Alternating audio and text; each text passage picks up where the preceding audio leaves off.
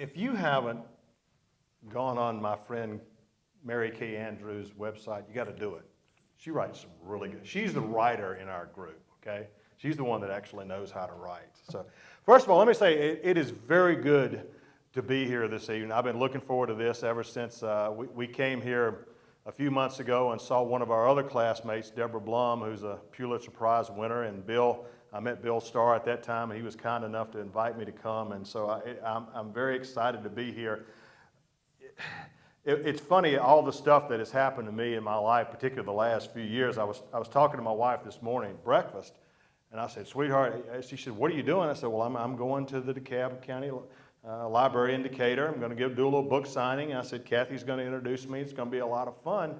And I said, "Sweetheart, isn't it amazing that think about all the things that I've been able to do the last few years and in my career?" I said, "In your wildest dreams, did you ever believe that I'd be able to do all this stuff?" She said, "Look, sweetheart, I love you and all that, and I support you, but you need to know that you are never in my wildest dreams, okay?"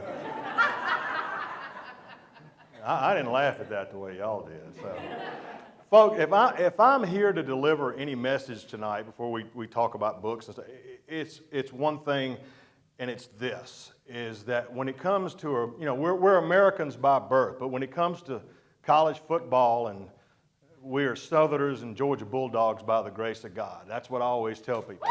So we're very, very fortunate. And what I'm here to tell you tonight, and Kathy and I, she's not going to tell you this, but the fact of the matter is we had dinner before, and there was some wine consumed. I'm not going to say how much, but there was. And I said, "Kathy, to think about here in the South, it's just different. College football in the South is just different. I mean, they care about it in other places in the world, but down here, it's just a way of life. It's what we do." And I got some stories that are absolutely going to prove that.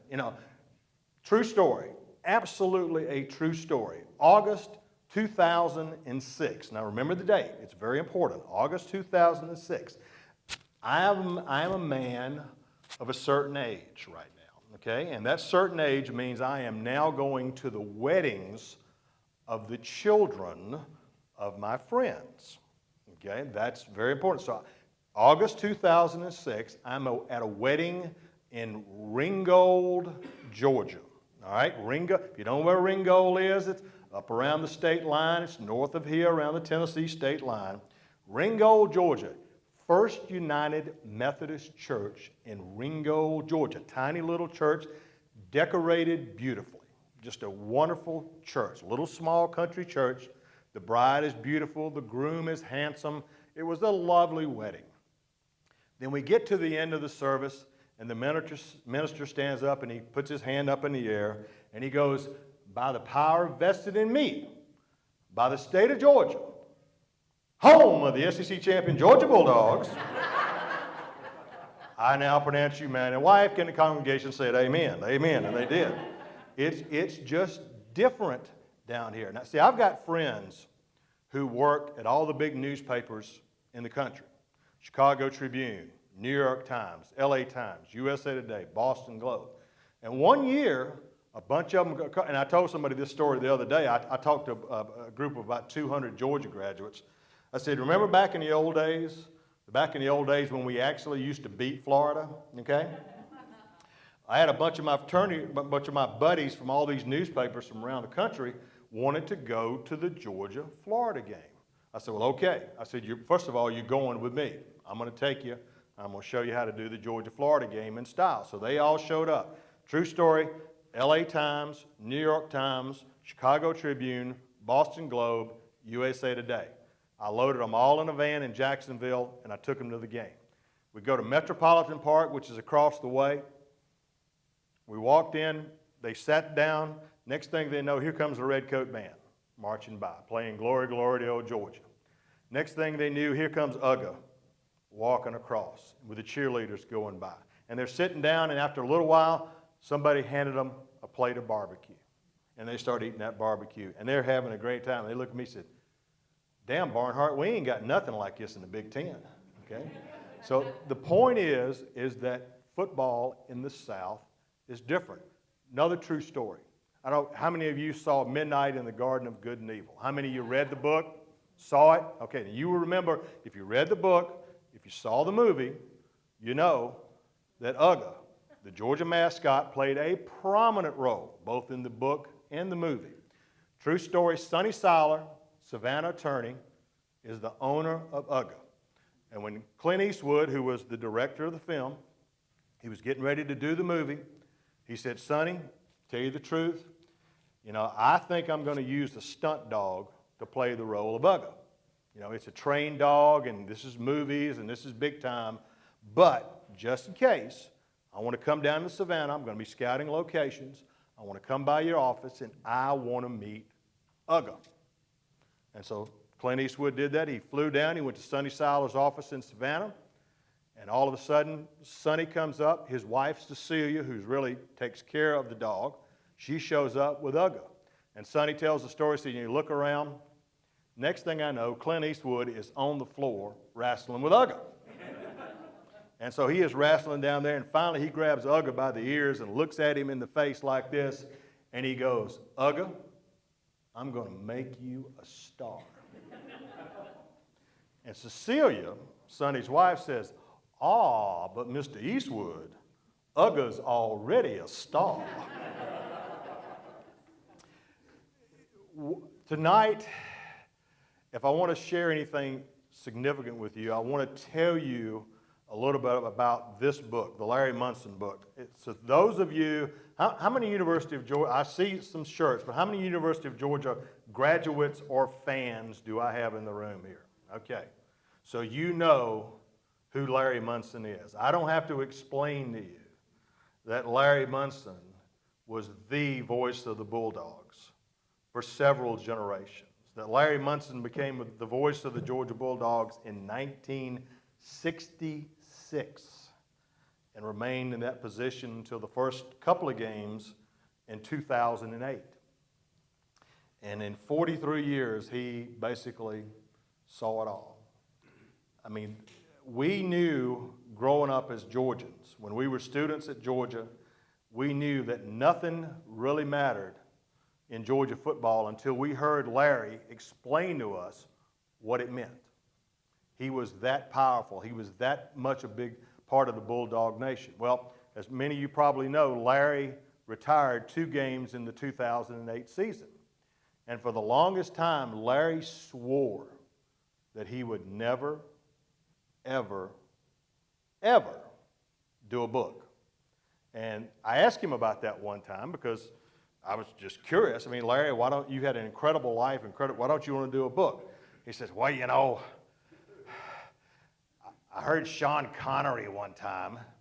You know, he's the James Bond guy. I said, yeah, Larry, I know. I said, Sean Connery, the guy says they did an autobiography of me. It was full of damn lies, and I don't want to do it. Whoever did it would write a bunch of lies about me. So I assumed that Larry would never, ever do a book.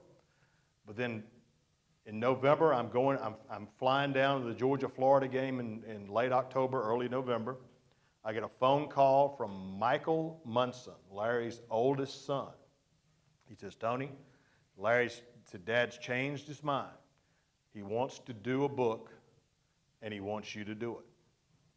Well, I felt like I was a coach that had just inherited a national championship football team. I mean, all I had to do was not screw it up, okay?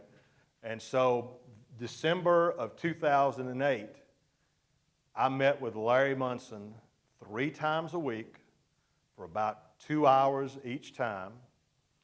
And all I did was sit down and punch the start button on my little digital recorder, and I just let Larry be Larry. I mean, I tried, and Kathy will tell you, I try to be organized, and so I would show up every meeting with Larry, and I would have my little list of questions that I was going to ask, and I had it all figured out. Okay, today we're going to cover this, and we're going to talk about this part of his life, and I would have just extreme. But then I would get like to the second question, and Larry would go somewhere else, and he would go down this incredible road. And I finally decided, I said, you know what, I can't, I have to let Larry be Larry. And so I just sort of went wherever he took us, and went back and just sort of transcribed it all. And he would always take us on some place incredible. One of the things I wanted to do, I mean, we all know the great calls, the great stuff that Larry Munson has done. One of the things we wanted to do in this book was to tell you stuff about Larry Munson that you don't know. For example, this is my favorite, and this is in the book. When Larry Munson was 17 years old, he was, by his own admission, a pretty good piano player. His mother was a trained classical musician, brilliant. She tried to teach him to train classically, but Larry would have no part of that. He had no interest in training. He wanted to play everything by ear. He just wanted to go off on his own. His sister was a wonderful musician who listened to the instructions of her mother. Larry didn't listen to a thing his mother had to say. He just went off on his own. And he became a pretty good piano player. At the age of 17, he grew up in Minneapolis, Minnesota. And one day, his family gets a phone call and says, the Tommy Dorsey Orchestra is in Minneapolis. They're going to be here for a week. Their piano player just got a bad case of appendicitis. He had to go home. They've got to have a piano player for this week for the Tommy Dorsey Orchestra. And it's very important. Tommy Dorsey wants to have a good week because he just hired a skinny kid from Hoboken, New Jersey as his lead singer. Kid's name was Sinatra. So for 1 week, Larry Munson played in the Tommy Dorsey Orchestra as a backup player to Frank Sinatra. And when I went into first time I went into Larry's house in December, in his kitchen, there is a big plaque, picture of Frank Sinatra, a gold record of my town, my kind of town, Chicago. When Sinatra died, every musician who had ever been in the Musicians Union who played with Sinatra got that plaque and the gold record that went with it. I didn't know that about Larry. Okay? It was fascinating, fascinating stuff. Another thing about Larry, that he would go, Larry is one of these stream of consciousness kind of guys. We would be talking about something, and I would think we would be having a conversation, and then all of a sudden he would go off in another direction. One day we're talking about football, and all of a sudden he looks at me and he goes, Barnhart, did I ever tell you about Eugenie Baird? I said, no, Larry, what about Eugenie Baird? Good God, she was beautiful. The most beautiful woman I ever saw. I was 17 years old. I was in a touring band. She had to keep the musicians off of her, so she got me to sit next to her. So I rode next to her on a bus from Lincoln, Nebraska to Minneapolis. 14 of the greatest hours of my life, sitting next to Eugenie Baird. And he would do stuff like that. It was absolutely fascinating. One of the things we've got in the book, and we had to fight really hard to get this done. In the front of the book, there's a CD of Larry's 10 favorite calls that he ever made in his lifetime. Now, in order to do that, for 5 days, maybe 6, for 5 days, I sat with Larry, and we listened to every audio highlight that he has ever done. We listened to them all, from Run Lindsay, Run, Georgia, Florida, 1980, to Hobnail Boot in 2001. We listened to all of them. And a bunch of them he had not heard in 20-something years.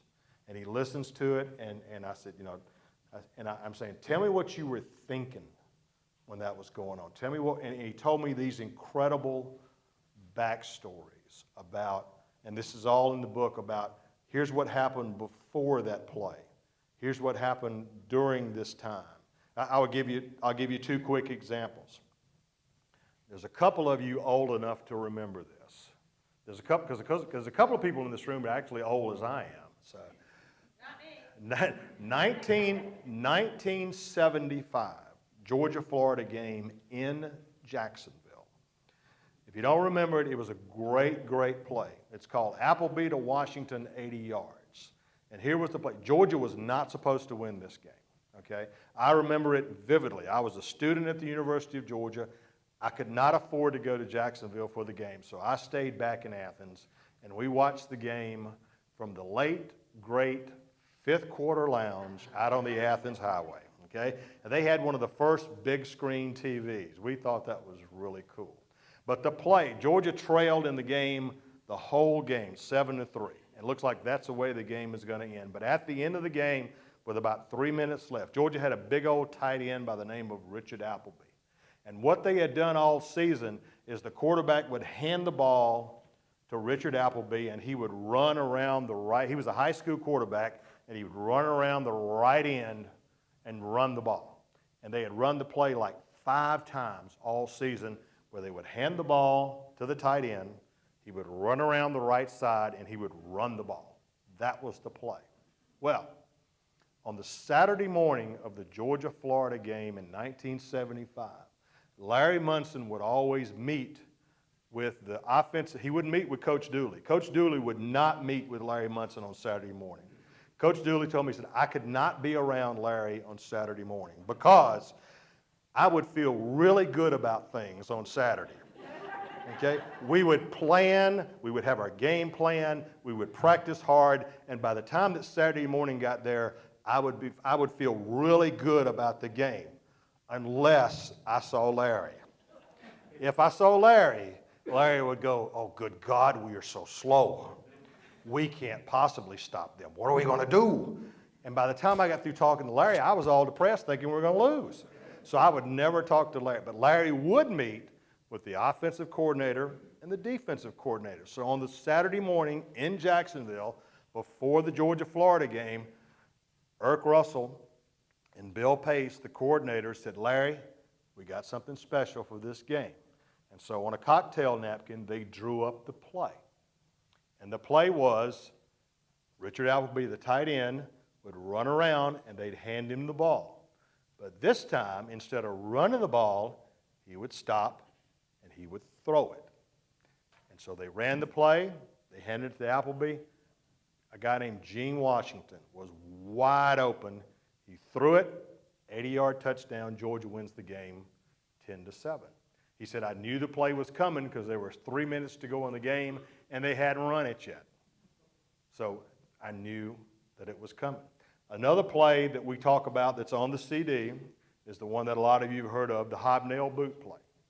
Georgia is at Tennessee in 2001. Tennessee scores with about 44 seconds left to take the lead. The game seems to be over. Georgia runs, marches it down the field. They get to the 6-yard line with about 6 seconds left, and they run a play over the middle. P44 Haynes, they call it, Veron Haynes.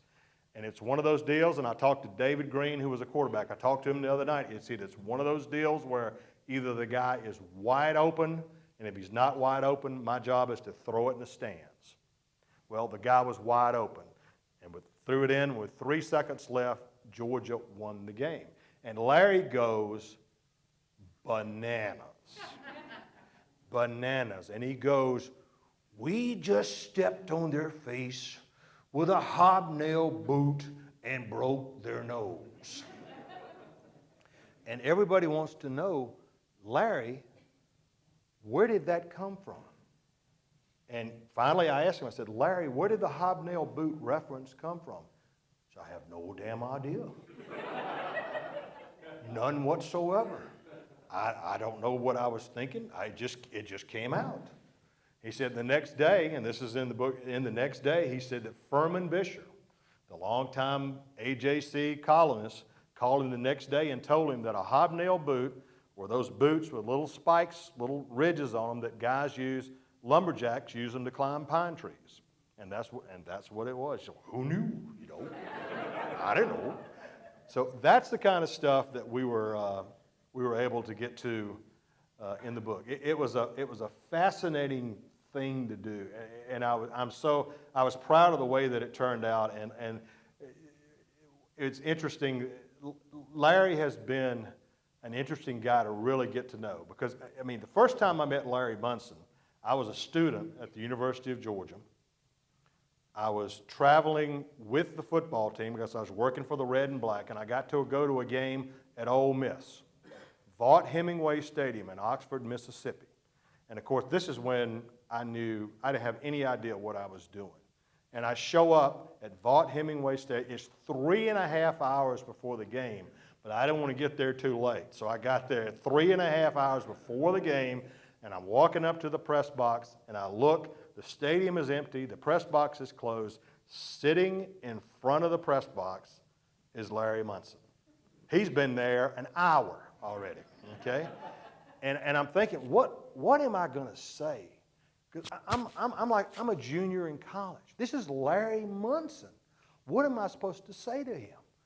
And and I'm walking up to him, and I'm getting ready to say something, and he looks at me and goes, "You know, kid, we're in deep trouble here today, you know that." And that's how I met Larry Munson. Well, if you're a Georgia fan, even if you're not a Georgia fan, this I've done 5 books, and this is as gratifying experience as I've had. I got a chance to know the man, to know kind of how he works and what makes him tick. And the book begins, just so you'll know, the book begins with when he returns to Athens. He retired 2 games into the 2008 season. He finally decided that physically he simply could not do it anymore. He had lost, and we talk about this in the opening chapter. He always thought, even with his various physical problems, and he had a lot of them. He had brain surgery, colon surgery, you name it. He always thought the voice would be there. He thought the voice would never leave. And when it did, 2008, when it did, he knew it was time to hang him up. But it was an incredible experience, and if you're a Georgia fan, you're going to learn a whole lot. And if you're not, you're going to get introduced to these guys like Larry Munson are really Southern icons. Okay, the business. There are so many play-by-play radio guys who have done it for 30, 40 years. The guy at Mississippi State, by the way, Jack Crystal, this year will do his 55th year as the voice of Mississippi State. But when these guys are gone, that's it, because the business has changed. Because these guys broke in, guys like Larry Munson, guys like Woody Durham, guys like Jack Crystal, broke in at a time when every game wasn't on television. And if you didn't have tickets to the game, how did you stay in touch with your team? You did it through guys like Larry Munson. Larry Munson, the great ones, were able to paint this incredible picture and take you to the stadium. You may have been in Valdosta, you may be in Hayhara, but they could take you there and they could paint that picture. The business now is changed. Guys are not going to stay in a place 40 years. They may stay in a place 5 years before they move on. So to me, with Larry Munson moving out of the business, we're seeing the end of the era, and I feel very, very fortunate that I was there to sort of chronicle sort of the passing of the guard. So that's what I've got on this book. It's going to be another great season. If you have any questions about this book or college football or kind of what we do, I would be more than happy to answer them. Any questions? Oh, I've got a great one for you. This is the first book signing we did with Larry for this book was before the South Carolina-Georgia game in Athens at the University Bookstore. For those of you who've been there, the University Bookstore is adjacent to Sanford Stadium, okay? And the crowd was there. And they were, Larry and I show up to the bookstore, and the line, they had it upstairs in the upper level. The line is out that level, down the stairs, out the door. Huge crowd. And they weren't there to see me, I can tell you that, okay? So we are signing books, and we're trying, like you do, and Kathy will tell you, you try to spend a few moments with everybody that has a book, and you want to personalize the book as best you can. But we finally got to the point where we were running out of time, and we still had a couple of hundred people waiting. So we got to the point where the manager of the bookstore said, look, guys, what we got to do, we just got to sign the books and go. There's just not going to be time to personalize them. So we explained it to Larry. I said, look, Larry, you're just going to sign the books, and thank you, and whatever. And so that's what we're going to do. So we go through, I don't know how many people, 50, whatever, and we're just signing it. Sorry, we can't personalize it. See you later. Well, all of a sudden, here comes this sweet young thing wearing her beautiful little black dress. And she walks up to Larry and she goes, Larry, would you please sign my book? He goes, sure. What's your name? She goes, Judy. Judy, huh? How many U's in that? So, that was Larry. Well, look, I've got Georgia finishing second in the SEC East. I do a little spring tour around the college football camps, in April and May, and I come out of that and I do my early, ridiculously early rankings. And right now, I've got Georgia finishing second in the SEC East. I hate to say it. Do we have any Florida Gators in the room? No. Well, I hate to break it to you, and I don't say this with any glee, but Florida looks like the team to beat again in the SEC East. Now, we'll see. We'll see. They've got a lot of guys. They got to replace Tebow. They got to do all those things. But I think Georgia's going to have a pretty good year. I really do. Now, there's a couple of things that Georgia's got to do. They've got to run the ball better, which they didn't do until the end of last year. They got to keep their quarterback vertical, so that he doesn't get hurt. They got a young quarterback named Aaron Murray who's going to be fine. Their defense has got to get not a little bit better. They got to get a lot better because Georgia's defense wasn't very good, and they got all new defensive coaches and a new defensive system and all that. September 11th, remember that date, because Georgia goes to South Carolina on September 11th. That is a very, very, very big game for Georgia and for South Carolina. If Georgia can win that game, then they got a chance to have a pretty good season. They lose that game, it could be interesting. But I think Georgia's going to have a good year. I don't think they're good enough to beat Florida, and I know they're not good enough to beat Alabama. So I've got Alabama and Florida meeting in the SEC championship game. But Georgia having a pretty good year if they can stay healthy and do a few things. Conference expansion this summer. I was supposed to go on vacation on June 7th. Okay? And I announced on my little blog on ajc.com, hey, boys and girls, been a great year. I'm going on vacation. I'll see you in July. Well, guess what? All of a sudden, in case, folks, you don't know what we're talking about, it's conference expansion. It's where teams leave conferences and go to other conferences, and conferences expand and do all this stuff, and it's about money. And the fact of the matter is that we were very, very fortunate, because I sort of liken it to The Godfather.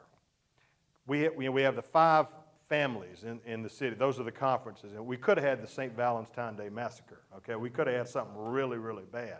And what happens at the end of the day is we had a few conferences that changed. And all you need to know now is that the Big Ten has 12 teams and the Big 12 has 10 teams. And that's what you need.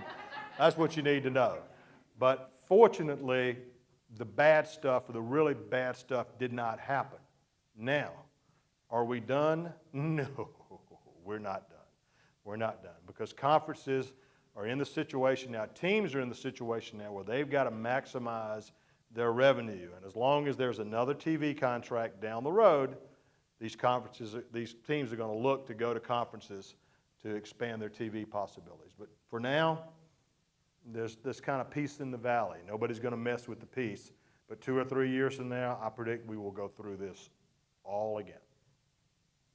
And it's no fun, because it took me off a vacation, and I don't like that. So, well, it was one. I mean, I had a plan. I swear to you, I had a plan. I really did. And what I had to do was, eventually when he would go off, did they ever tell you about me being a lifeguard? I saved like 17 people. Yeah, but Ronald Reagan, that son of a gun, he saved 45. And so it was stuff like that we would sort of keep getting back to. But I had the book organized kind of the way I want. I just had to spend a lot of time in the transcribing process, taking, well, this was supposed to here, and that's got to go over there. And it kind of all worked out. The most important thing, the biggest compliment that I've gotten on this book, at least it's the biggest compliment to me, is that when you read the book, it's in Larry's voice. And when you do one of these books with somebody like this, you absolutely want to write it in their voice. And when people read this, I can hear Larry saying that. I can hear that. It sounds like him. Like in the opening chapter, he talks about the day that he had retired. They get to the end of the season, the Georgia Tech game. They bring him back. And right before, I think the change between the first and the second quarter, they ride him out there in a golf course, and the crowd goes wild, and they give him a standing ovation and all that. And Larry didn't want to do it. He did not want to do it because he didn't like the way that was going to make him feel. He said, you know, it made me, I knew by doing this, by standing up in front of those people at Sanford Stadium and receiving those accolades and all that applause, he said that was great, but by doing it, I knew it was over. And by that act made him realize that once and for all it was over, and so he didn't want to do it. And then when he was done, he told his son, get me out of here. I got to go. And it was that kind of raw emotion that helped make the book special. It was very interesting. The answer is they didn't. And basically, here's the story about how Larry Munson became the voice of the Georgia Bulldogs. It was strictly by luck. Strictly by luck. Ed Thelenius was the voice of the Georgia Bulldogs. Ed Thelenius was as good a voice technician as you're ever going to hear. I mean, he was just solid as they come. Did Channel 5 News in sports in Atlanta, just really, really good. Well, he had an opportunity in 1966 to do that and go to work for the Atlanta Falcons and to do NFL football. And it was all new, and there was more money in it, and Ed Thelenius told the Georgia people, I can't pass this up. This is too great an opportunity. Well, Larry Munson, and this is covered in the book, Larry Munson had just left Nashville, Tennessee. Larry Munson, when he got into broadcasting, and he came out of World War II, he got an early discharge from the service in World War II. Why? Because Larry Munson, after he'd been in the service for a year and a half, they suddenly discovered that he had no sense of smell. None. And they ultimately discharged him. And Larry Munson is looking around for something to do, and he hears an advertisement about a broadcast school. It says, take your discharge pay, come to us, go to broadcast school, give us the $200, and we'll find you a job. And that's what Larry Munson did. That's how he got into broadcasting. He thought he was going to be a musician. He gets into broadcasting that way. He gets a job in North Dakota, was his first job. Then he goes to Vanderbilt. And the reason he went to Vanderbilt was he worked in Cheyenne, Wyoming for a while, and he got to know Kurt Gowdy, another Hall of Fame broadcaster. A lot of you are way too young to remember Kurt Gowdy. Great, great broadcaster. Kurt Gowdy told Larry Munson, as an early broadcaster, if you're ever going to make any money, Munson, you have got to do baseball. So Munson went to Nashville, Tennessee, where he did minor league baseball and did Vanderbilt football and basketball. He was there for 19 years. That's a lot of bad football, okay? And in 1966, when the Atlanta Braves moved from Milwaukee to Atlanta, they hired two broadcasters to do the Atlanta Braves. Milo Hamilton, who was the play-by-play guy for the number 2 guy for the Chicago White Sox, and Larry Munson, who was doing the Nashville Vols. And so Larry Munson came to Atlanta as the play-by-play guy of the Atlanta Braves. Well, guess what? That wasn't going to pay the bills. That wasn't enough to pay the bills. And when Larry was in Atlanta getting ready to go to spring practice in West Palm Beach, he picks up the Atlanta Journal-Constitution and he sees that Ed Thelenius, the voice of the Georgia Bulldogs, is leaving. He gets on the phone calls the athletic director at Georgia, Joel Eves, who he had known for years, because Joel Eves used to be the basketball coach at Auburn before he became the athletic director at Georgia and hired Vince Dooley. He called Joel Eves and said, I'm a play-by-play guy. You know me, Joel. I'll do a great job at Georgia. Joel Eves hired him on the phone, and Larry went on to spring training, and that's how he became the voice of the Georgia Bulldogs. He came to Atlanta because of baseball and basically lucked into the Georgia job because Ed Thelenius had decided to leave and go to the Atlanta Falcons. And that's how it all started. And you asked me, how did they know he was going to be great? They had no idea. Because when Larry Munson got to Georgia, he was from Minnesota, for crying out loud, okay? He's from Minnesota. What does he know about Southern? And the Georgia fans just thought he was a very detached and, you know, and they didn't really care because they loved Thelenius. They thought Thelenius was great, and he was. But Larry just never seemed to bond with the Georgia people. And then one fateful day in 1973, Georgia is playing at Tennessee, and Georgia's getting beat. Then all of a sudden they get a break at the end of the game. They score a late, Andy Johnson scores a late touchdown. Georgia wins the game 35-31, and all of a sudden Larry Munson, who had been so reserved and so sort of matter of fact and never showed any passion, never showed any emotion, he goes, my God, Georgia just beat Tennessee in Knoxville. And the crowd, the Georgia people, went nuts. And they fell in love with the guy and said, he's one of us. And so that play in 73, the Appleby to Washington play that I told you about in 75, those two basically launched Larry Munson into this Southern icon that people loved. And then from then, it's just been history. He told me he did, but frankly, this was about the ones at Georgia. But no, he told me about some great games at Vanderbilt. He enjoyed Vanderbilt. First of all, Vanderbilt was pretty good in basketball, and he loved college basketball. And he enjoyed doing Vanderbilt. But he did a little bit of everything. He was there. He did a hunting and fishing show, and this guy, you think, if you like fishing, trust me, ain't nobody likes fishing like this guy. He did a hunting and fishing show that was based in Nashville. He would do the Georgia games on Saturday, drive back to Nashville on Saturday night. He would be on the lake at 4 a.m. Sunday to tape his hunting and fishing show. I mean, the guy absolutely loved it. He loved Nashville. He absolutely loved being in Nashville. Well, Vanderbilt was a charter member of the Southeastern Conference in 1933. And back then, thanks to a great coach by the name of Dan McGugan, Vanderbilt was pretty good. Vanderbilt was one of the powers of the South in the 20s and 30s. So that's how things got started. Now, Vanderbilt has stayed in the SEC because it's been a good home for them in a lot of different reasons. But one of the main reasons that Vanderbilt remains in the SEC is that every year, at the end of the year, the SEC pools all the money that they make from football, from basketball, from bowl games, from all this stuff. They pool all the money, and everybody gets an equal check. This year, every school in the Southeastern Conference got $17 million.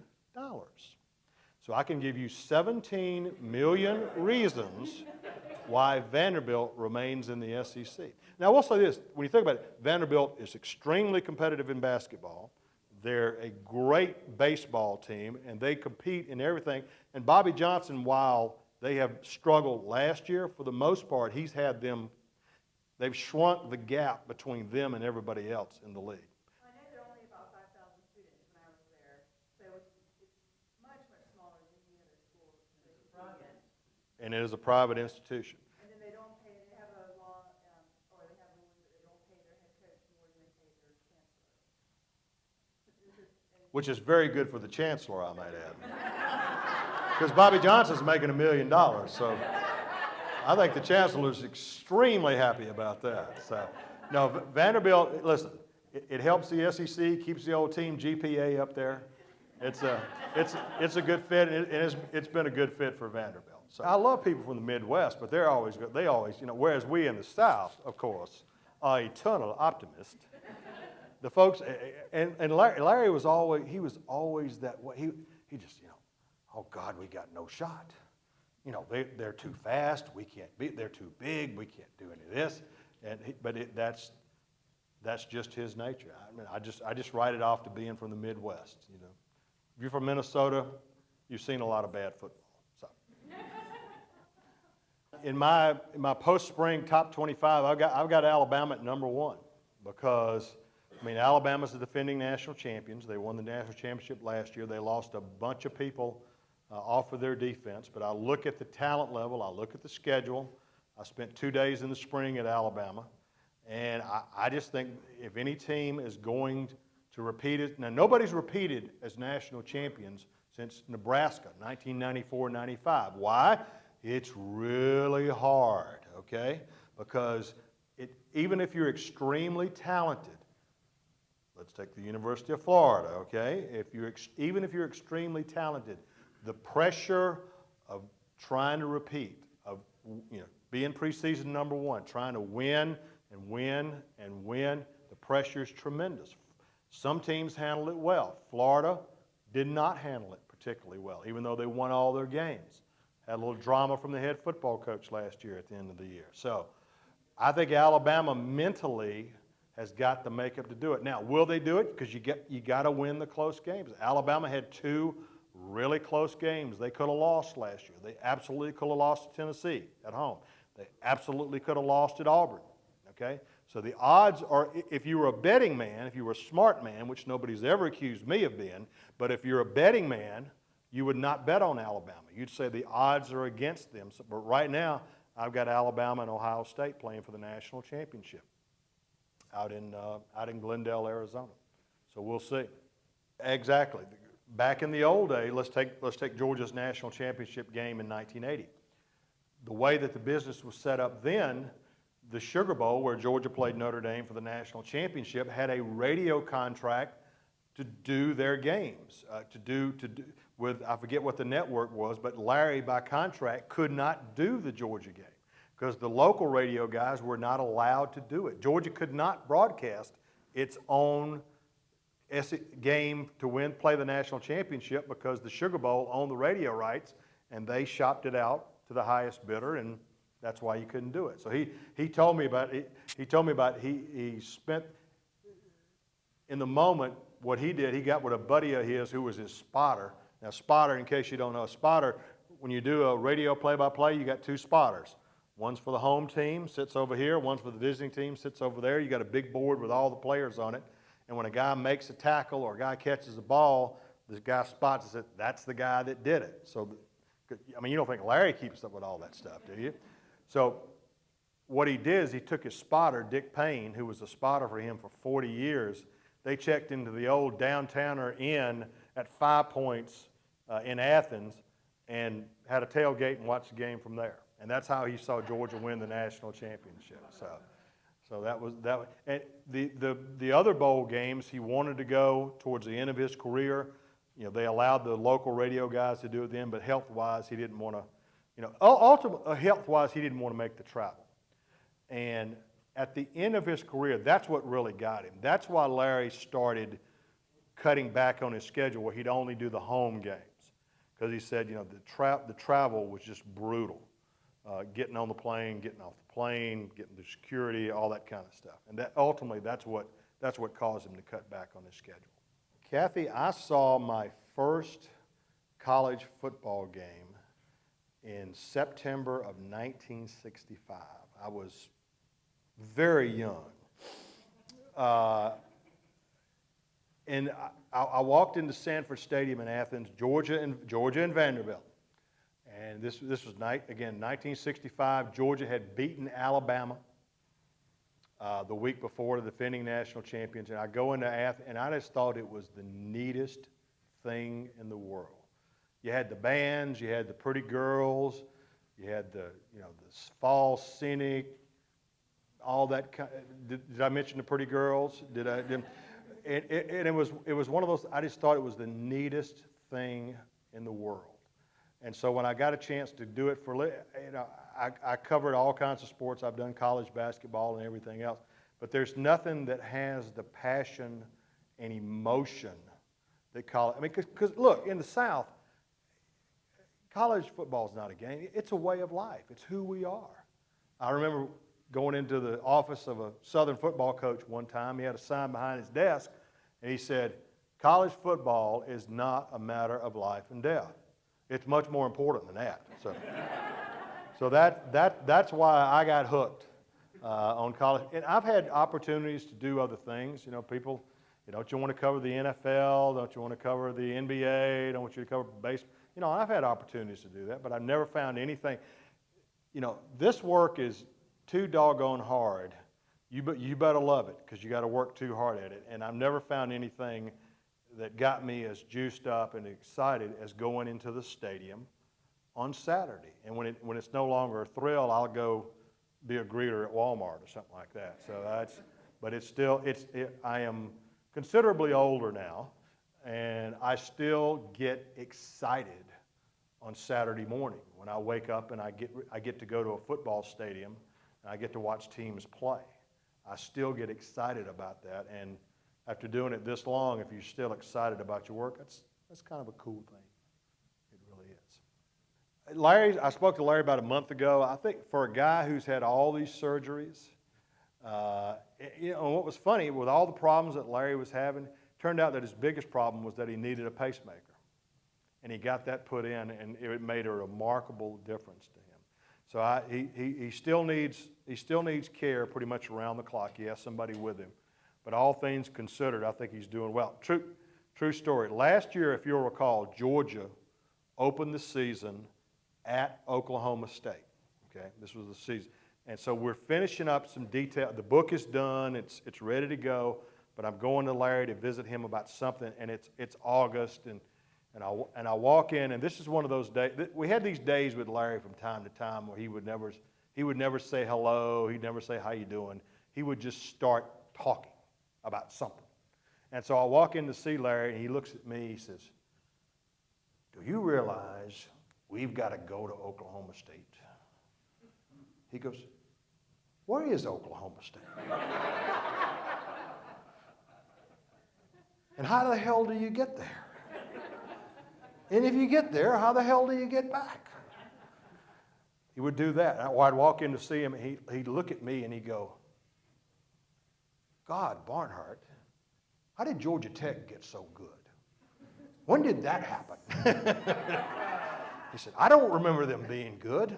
They kicked our butts last year. What's up with that?" So, yeah, Larry, I think all things considered, Larry's going to be 87 in September. So, see, the thing about Larry you got to remember is Larry was 43 years old when he got the job at Georgia. He had already lived half of his life. And this one of the things I really wanted to do in this book, and I think we did it pretty well, is we wanted to capture that first half that nobody knew about. And it was good. There's a lot of old pictures of his family place in Minnesota and stuff like that. So it was a lot of fun. But Larry, I'll tell him that folks ask him. I think Larry's doing remarkably. I just hope I'm vertical when I'm 87. There ain't no way the NCAA is giving in to those guys. Okay. In case you don't know, folks, University of Southern California, USC, got hammered by the NCAA a couple of weeks ago in the longest investigation in the history of mankind. They finally gave them, it was a 2-year bowl ban, 30 scholarships. So, they didn't give them the death penalty, but they gave them the near-death penalty, okay? It was serious. And so now what he's talking about is that USC has appealed, saying, well, we really don't think it's fair that you would punish us that much. And my favorite part of this whole thing is that the former coach, Pete Carroll, who left USC, who got out of town just ahead of the NCAA posse and became the coach of the Seattle Seahawks of the NFL. And then when the sanctions came down against USC, they came to old Coach Carroll, and well, Coach Carroll, what about this? This was going on when you were there, and you left and went to the pros. He goes, and I was reminded of Captain Renault in Casablanca. He said, I was shocked that kind of stuff was going on there. So on my blog, when I wrote about that, I pulled the clip off of YouTube of Captain Renault saying, I'm shocked that gambling's going on here. Your winnings, Captain Renault. Oh, thank you very much. Yes. So, yes, I don't think USC is going to get, unless they misapplied a rule or something like that. Did they make an example out of them? You betcha. They absolutely. Look, you had a football player, great football player, Reggie Bush, Heisman Trophy winner. I guess Reggie thought it was okay for him to take that $300,000 from that guy. Probably didn't think they had, and it was okay for his mom and dad to live in that $1 million mansion in Malibu. Guess that was okay. So, no, I don't think so. I could give you 4 million reasons why Lane Kiffin went there.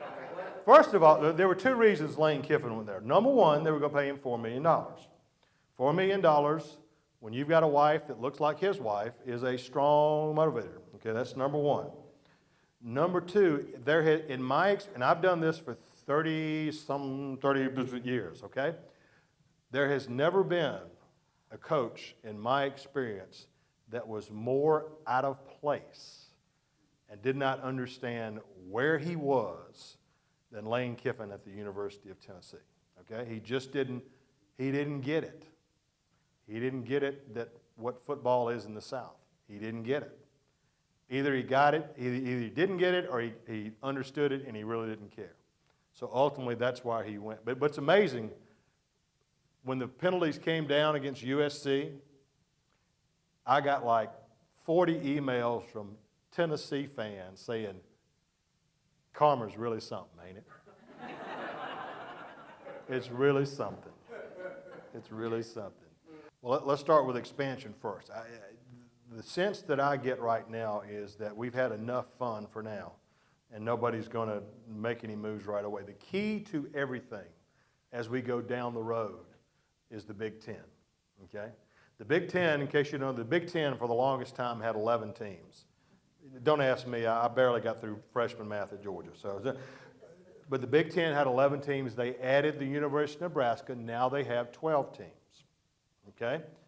There is still some thought that the Big Ten really wants to go global and go to as many as 16 teams. But for now, I'm told that's not going to happen. They're going to stay at 12 teams for a while. The caveat to all of that is if the University of Notre Dame suddenly picks up the phone one day and says, fellas, we would really like to join your conference. I think they'll make an exception then. It would not shock me if the Big Ten and the Pac-10, 4 years hence, they both expand to 16 teams and they say, you know what? We're just going to play in the Rose Bowl because we'll make so much money sending our champions to the Rose Bowl, we won't need to mess with a BCS or anything like it. So I don't think it moves us closer. I think now people now are more entrenched about doing their own thing. And the presidents that I talk to, and ultimately it's the presidents that make this decision, they're not interested in playoff. I mean, I get asked everywhere, Tony, when are we going to have a playoff? I said, look, understand this.